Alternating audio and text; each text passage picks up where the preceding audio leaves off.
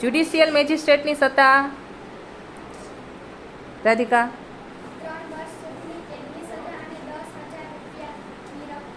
10,000 રૂપિયાની રકમની સજા.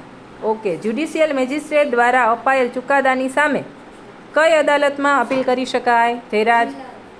જિલ્લા અદાલતમાં અપીલ કરી શકાય.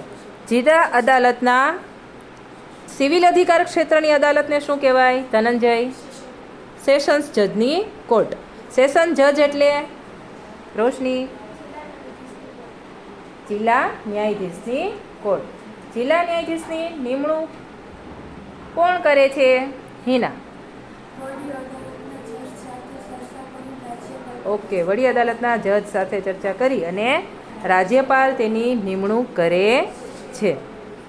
જિલ્લા અદાલતના જે ન્યાયાધીશ છે એ દીવાની દાવા ચલાવે ત્યારે કયા નામે ઓળખાય? વર્ષા. ઓકે. જિલ્લા ન્યાયાધીશ તરીકે ઓળખાય.